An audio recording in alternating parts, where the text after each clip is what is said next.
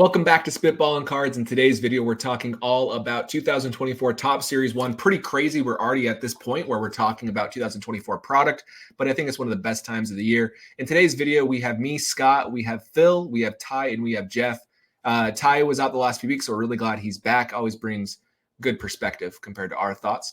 So we're going to jump into this. I want to discuss with Series 1 the different things that we've seen. I think we first should talk about what these cards look like. We will show you, and then we can dive into our opinions on the design and the parallels. But we'll also talk about the different parallels that were introduced, including the yellow crackle out of 50. We can talk about the team jersey color match parallel that changes per player, which is pretty interesting, as well as the SSP fiasco. Again, we'll break that down a little bit more depth.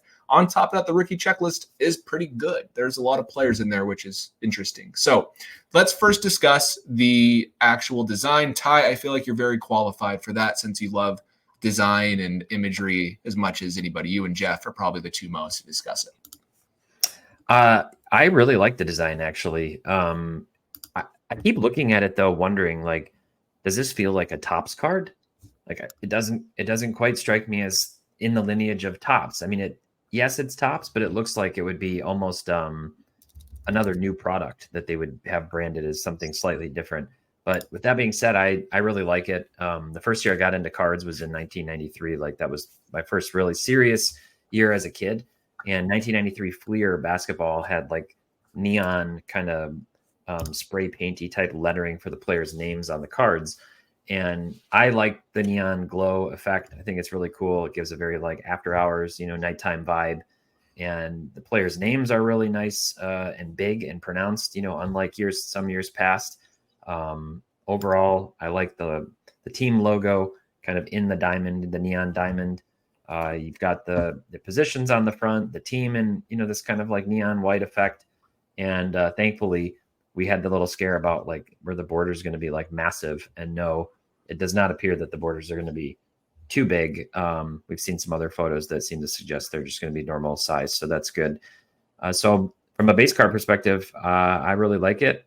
We also saw the Independence Day parallels, which look like a nice little renaissance for those as well. So I'm encouraged, curious to see what those yellow crackles are going to look like. I think those might kind of tickle my fancy, maybe not some other people's, but I might be chasing after some of those if they look kind of cool.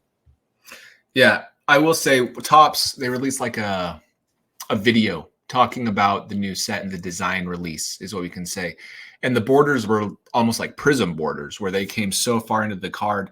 And I was very relieved to see that it wasn't that way. I'm happy with how it turned out as well. These cards, I'm going to hop back over to the Topps page. This is on their Instagram. These are going to be impossible to grade. These black flagship borders, we know how hard the flagship black parallels are. That might be really good in some ways. It's also going to be really frustrating. We're going to see a lot of complaints this year about quality control. Just get ready with centering as well as a black border. There's going to be a lot of complaints about that. But overall, I do agree the design looks good. And from these images, I think these images have more effort in them, especially the Trout, than years past, in my opinion. Jeff, what are your thoughts? Yeah, a couple things. I don't think we mentioned that the borders are actually multicolored. So you've got the black on the top and you've got the white on the bottom, and it's sort of a gradient on the side as it goes from black to white. As Ty kind of mentioned something about the neon being kind of like a nightlife vibe, and I totally get that with the dark on top and then it goes lighter on the bottom, which is really cool. Yeah, I'm wondering how that's going to be for grading. I love the fact that they put more effort into the Independence Day. You see a whole flag in the background. It's still just on the border like it's been the past couple of years, but instead of just a star or two, it's an actual flag, which looks great. I'm interested to see what they're going to do for the black parallels. Since the cards are already partially black, will they just have the entire border be black, or will they do something else with that? So I'm interested to see that, as well as some of the other parallels. But from a design standpoint, I really like it. I feel like it does veer a little bit off of the route that they've been going, but everything that Ty said, I agree with. It's nice to see the name big on the front, and I just think they did an overall a good job with the design. They did the same thing with 2007. Is that the set with Topps where they had every base card was black and it had like the 4 little squares? They made the black parallel a copper parallel that year. really random. So maybe they'll do something similar. If I had to guess, though, Jeff, I don't think they'll take that effort. I think I actually prefer pure black. I think that'd be good enough for. I think it'll be all black, right? So, but it wouldn't surprise me if there's something different. I don't think any of us would complain too much because we understand what they were trying to do. But we'll see how that goes. Phil, what do you think? Yeah, I mean, first thought on the design is it's not an acquired taste for me. I like it right away. This is not a situation where you're 13 years old, you have a sip of your father's beer, and you spit it out, and then 5-6 years later, then you're a degenerate in college and you're drinking all the time and you love the taste of Bud Light. This is, I like it right away. This is not, I know some people are saying it. I'm not going to call out any names of any creators, but oh, this is going to look awesome in Chrome. The people say that about every design. You know, in a way, it's sort of to cope with bad designs. Like, yeah, but Chrome's going to look really cool, or the parallels are going to look pretty cool. Here, Independence Day looks decent. I don't think it can hold a candle next to 2018 or 2019, talking about specifically the Independence Day parallel.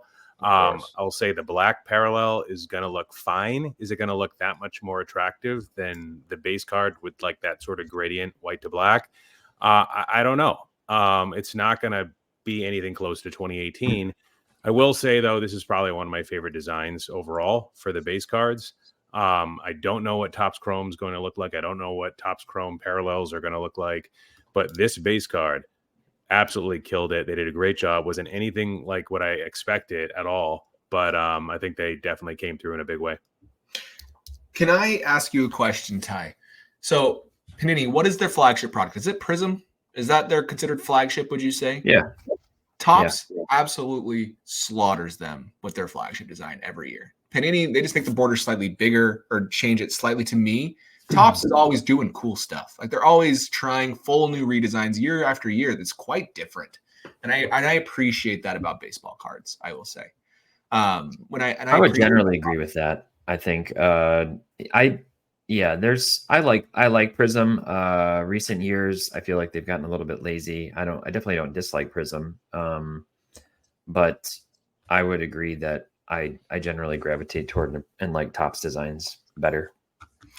Yeah, and so that's one thing. Topps, good job. I think we're all happy. There's a Prism. So just because I have it up, 2017 Prism. This is the Mahomes year. This is a McCaffrey Silver, which was technically the base card. So this you don't like, Scott? That's not bad. It's the more newer stuff. I feel like the borders got a lot bigger. And it's just the same. It's just like the same design every year to me. And I feel like they haven't taken any risks with Prism in a long time. And I feel like Topps takes chances and risks sometimes with their designs. And most of the time they nail it. Like surprisingly, they nail it. I think a lot of us would like it. The problem is they just print so much of it, but that is what it is with the flagship product. And it is what it is with supply and demand. So I'm not mad about that at all. Phil, do you disagree with me on the Prism comment? No, I don't know. I'm more of a dollars and cents guy. I'm not really much of a creative guy. So that's why I told Scott to ask me about the design last. I don't know. I think a lot of the flagship designs suck. And I think 2018, the base, like I, spoke very highly of the parallels, but the base card itself, I have a hard time accepting that people really love that design out of the gate in 2018 before it became a super generational year, basically. And we're like, oh, well, you look at like a few key cards and you're like, yeah, those look pretty good. And because they're so important, because, you're just so used to appreciating them and liking them and understanding in some cases what games that those came from for some of those players. I don't know. I just think that this one really stands out to me. Like it gives me that feeling that the warm and fuzzies that I wouldn't get on like the preview day for any other flagship. Here's like the Prism border. I just feel like it's just shrinking. The picture is just getting smaller. So that's why I said that. If you like Prism, I don't hate the product. I just don't like the design as much. Compared to, do we have anything else? Like here's 2018, like Phil was saying. I just pulled up some Independence Day photos. Hey, that's my card. Is it really? Yeah. Hey, go buy this card. Look at that. No, don't actually, because look how overgraded that is. Look at the top right. I agree with Phil that the 2018 design, the kind of the DNA strands, that doesn't do anything for me. It's just that they hit such a home run with the parallels. I think mainly because it took up the whole card, like you just saw Phil's Acuna there. It was the entire card and the black the same way, whereas now it's just been kind of a colored border.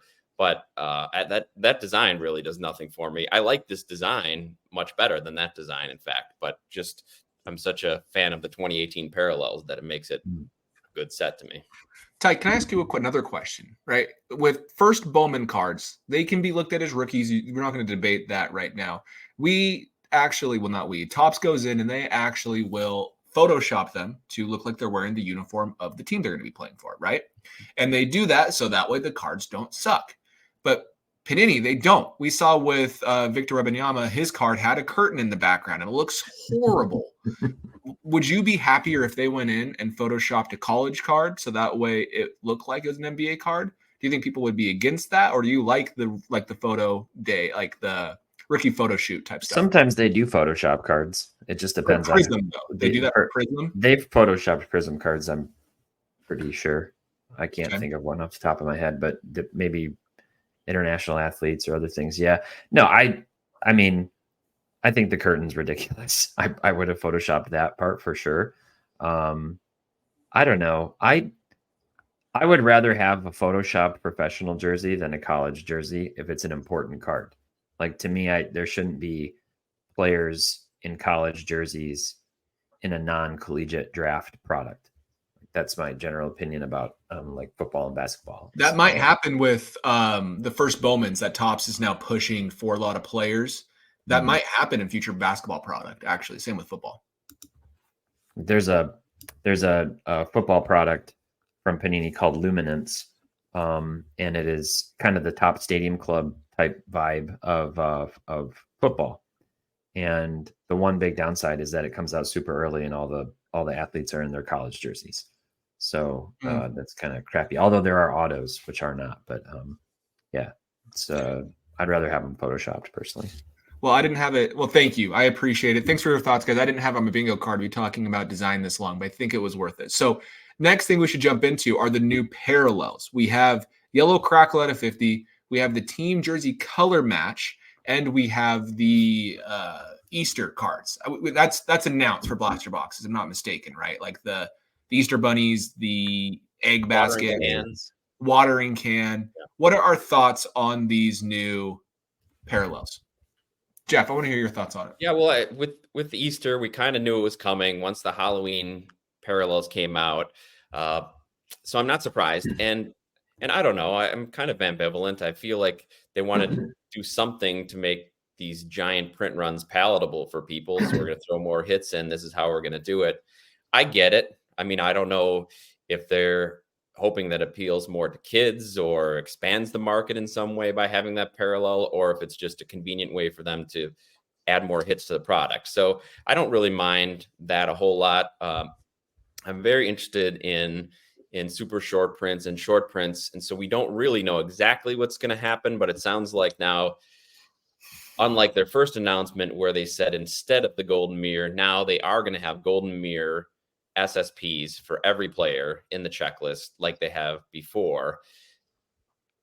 Now, I guess those will be different photos than the base, or are those the ones that are going to be without the design on the front? I think it's both. Know that? My understanding, what I took away from it, and I don't know how this works, but my guess is, I think that these borderless cards will go in place of the golden mirror where everybody has it. And then I would guess, they haven't put this on the checklist. This was from, I can't remember his name. Phil, what's his name? Mahan. Thank you.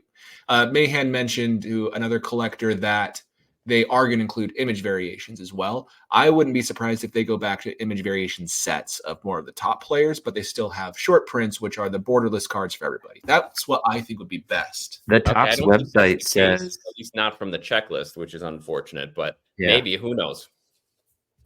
Are you saying you think that's what they're going to go back to in the future, Scott, or you think that's what this product is?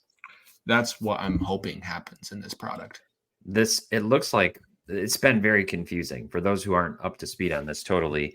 The original thing that came out was like a marketing release, a product release that said there wouldn't be image variations in the product, but just that the golden mirror image variations would be a borderless version of the base card.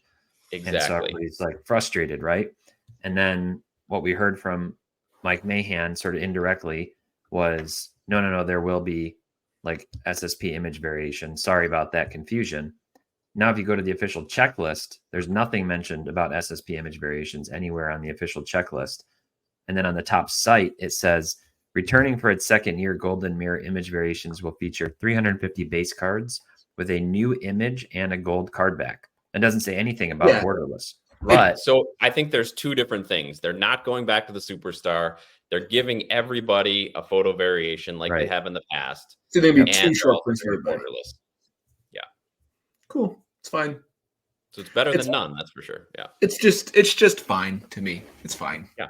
Well, I think like I was saying before with the Easter, it's a way of them adding more hits in, or what they would consider hits into their Yeah, I would argue that the super short print thing they did, it's cool for collectors, but I also think it was just to inject more short prints into the product for sure. And this is doubling the number of short prints. And make it easier for breakers too. It's going to be very obvious when there's no border on a card that it's a hit, that it's a short print. And it's going to be obvious when the back is. Last thing you want is one of those breaks that's no base breaks, and then you don't get your super short print of someone because a breaker isn't up to speed because they're a basketball breaker, don't realize that the little code on the bottom you have to pay attention to. So I think it was good by Topps. And I will say Fanatics, I don't like everything they're doing, but I think some of the stuff is kind of starting to wear on me a little bit, what they've done. And I think this will work out. Like the design's great. The rookie checklist is pretty solid. I think we should touch on that really quick. Phil, what's your take on the actual checklist? Yeah, it's pretty solid. For up till about last week, I was thinking that maybe Jason Dominguez would be held out to Series 2. We saw something similar with Corbin Carroll last year, where he made his debut in early September, I believe, in 2022, and he was held out for Series 2. So Jason Dominguez is in the product, and that makes a very clear top 3, in my opinion, for rookies, and that's going to be in any order you choose. Jason Dominguez, Ellie De La Cruz, and Evan Carter. Nice mix of players up front, which I like. And then there's a big drop off after that to the next group of guys. And if I was to like round out a list of 10 in any order, I'd probably look at names like Colton Cowser, made his debut last year. A lot of great things were expected of him, and he kind of fell short. Nolan Shanuel actually did really well in his debut, and power's expected to come. Build big, bulky frame, first baseman for the Angels. Sal Frelick, he's a Boston College guy. Toolsy, fast, doesn't quite have the pop, but good hit tool. Brewers. Curtis Mead, they called him a can't miss prospect. I don't know if he's going to be hobby adored just because he's sort of like bat first, and he might not have a whole lot of other things going for him. And he's with the Rays. Zach Geloff, middle infielder, A's, had a pretty impressive rookie campaign, and he was in Bowman Chrome last year. He had his first autograph.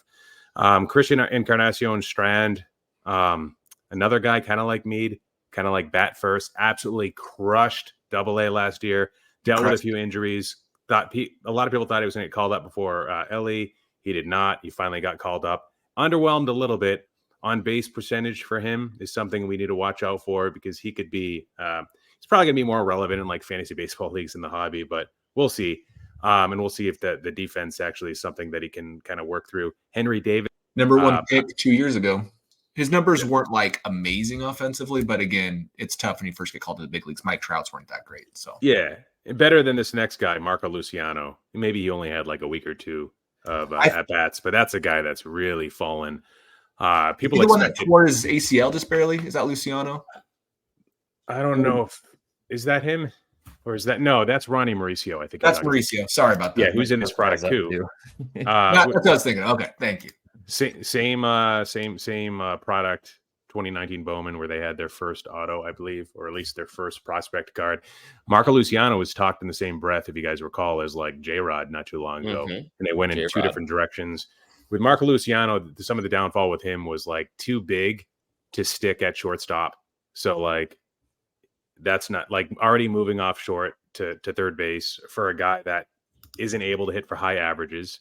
Walk rate isn't that great. Not stealing a lot of bases. And his teammate Luis Matos, kind of, I think he probably decent average, but probably wasn't impacting the ball all too much in his short stint. So those are just some of the names that are interesting.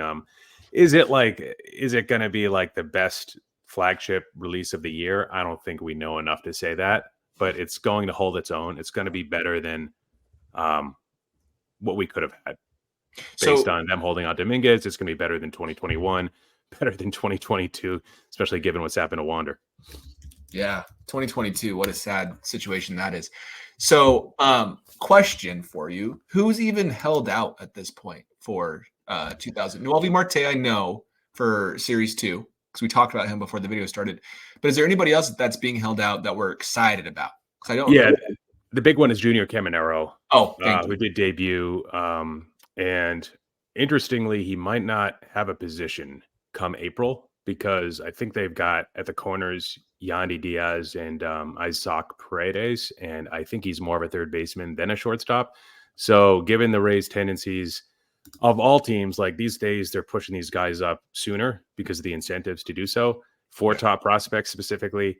But Caminero is a guy that might end up being in AAA for a little bit. And he did struggle, but he played like 7 games. I think he's done really well in the whatever winter league he's playing in right now. And you're probably not going to get much stolen bases out of him, but the power is real. And he's got opposite field power too. And I think a pretty good hit tool. So, yeah, that's good to know. Thanks, Phil. I will say Colton Cowser, who people were really excited about. He kept getting hurt in the minor leagues just over and over again, if I remember correctly. And then Henry Davis, they both were pretty bad this last year. I don't know how bad Henry Davis was. Negative 1.4 WAR with a 78 OPS plus and negative 1.2 D WAR in right field as he's learning how to play, which makes total sense when you're learning a new position. But those names are tough. I'm not ready to bury Ellie De La Cruz. I'm actually making a video on him. There's a lot of things I like about Ellie De La Cruz is like underlying stats compared to other players who may feel like I know we compare him to like O'Neal Cruz just because they're similar athletic and they both throw really hard, run really fast, and you know who they are as players. But I think Ellie has a lot of potential. So I think this could end up being a really good set. Truly, I do. So any final thoughts, Phil? Just because we haven't brought him up yet on the show, but Yoshinobu Yamamoto is a guy that he didn't make. That's a great point. And he did not make that. He did not make it as an autograph. So he might have his first rookie card in like a meaningful product in Bowman, potentially, maybe an autograph if they're able to sneak him in. That's usually released in like, second, third week of April, unless they're running behind. And he'll be in Series 2, which usually comes out in June. Jung-Ho Lee for the Giants will also be one who will have a rookie probably in Series 2.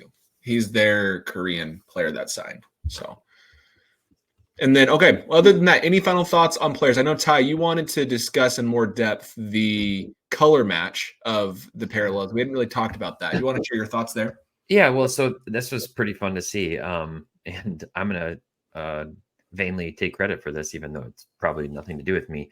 But I did tag both Panini and Topps maybe a year ago, maybe a little more than that, basically with an idea for a team color match parallel, especially in basketball and football cards.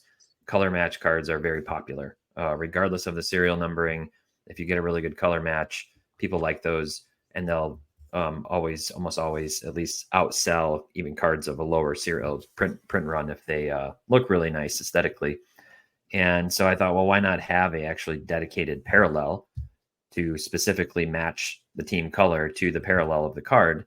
So I'm excited and intrigued to see what those are going to look like. It's obviously in the paper product, so I don't know how visually compelling it'll be. It looks like it's just going to be the border.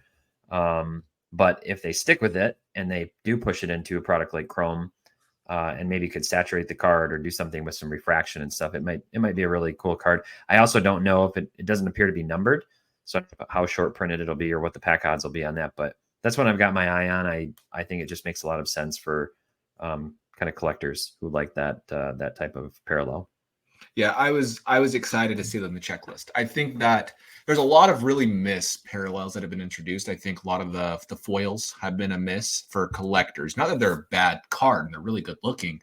I just think collectability hasn't been there for those cards up to this point. I don't think there's really ever going to be. But I think this color match will be pretty awesome. So you might have mentioned this, Ty, and I missed it, but they're not numbered, it looks like. Doesn't look like it. No. Are they short printed, or are they just going to be pretty common cards? I really hope they're not common. I really hope they're not common. I would prefer that they're actually somewhat rare. I don't know. It doesn't say SSP or anything like that. So we'll have to wait until the pack odds come out, because I don't think they're listed on there. Are there any autos with those parallels? That'd be pretty sweet. I don't think so. That didn't jump out at me at the checklist, so I don't think so. But I can double check.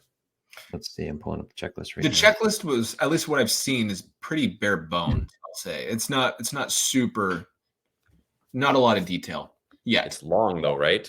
Yeah, it's very long. Also, I do want to point out, pulling that up, this is the first set in a long time where it's 350 cards and not 330 cards, which I thought was interesting. And that probably goes down to the dilution of parallels and including more.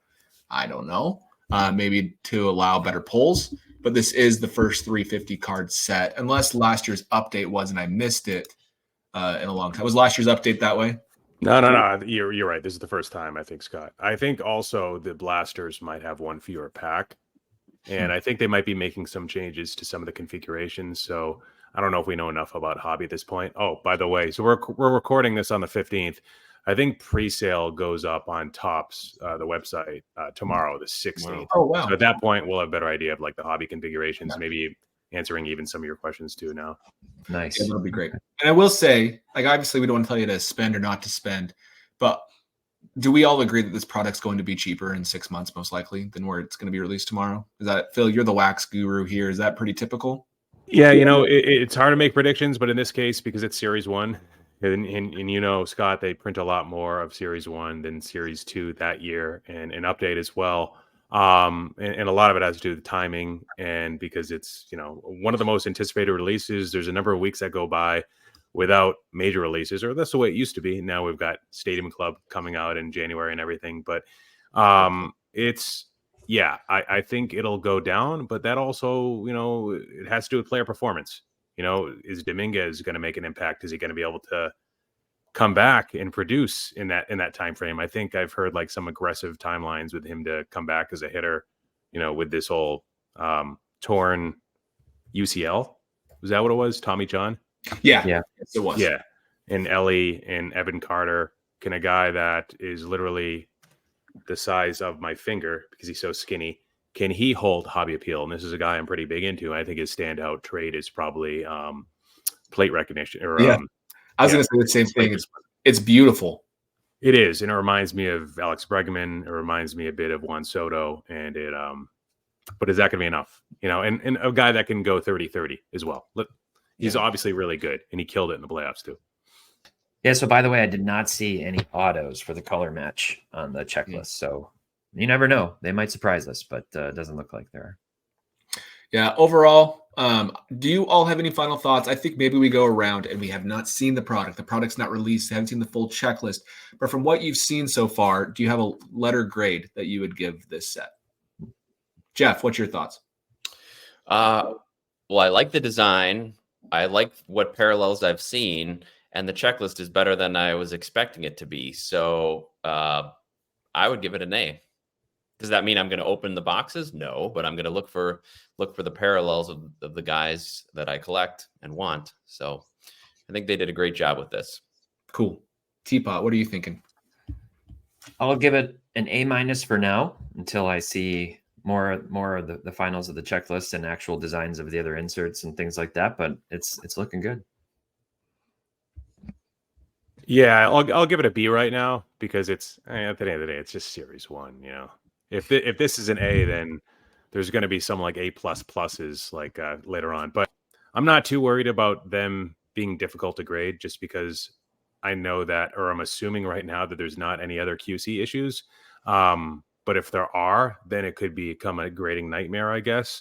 Now you shouldn't really be grading base cards anyways, and you should probably be sticking to the parallels. And even with those, like, you know, rainbows of certain players, you probably shouldn't be grading in today's world. But I'm not too worried about the grading aspect of it. But I'll say B right now, but this could fluctuate up to like one full letter grade based on the final product when it comes out, when we can actually assess the QC and the print run. We don't know yet. Oh, yeah. I mean, all those are factors. I would definitely, I'm definitely happy to drop my grade if it looks like crap when it comes out. Phil, you're a tough cookie. You were saying that this set, the design, gave you a real reaction, and you're only giving it a B. It's like that's like 5% of the score is the design. Yeah, no, I agree. Well, for me, for Chris, it's like 65%.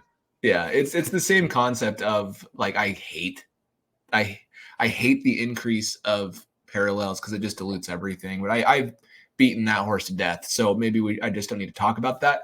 I'm going to give it a grade from outside of that perspective.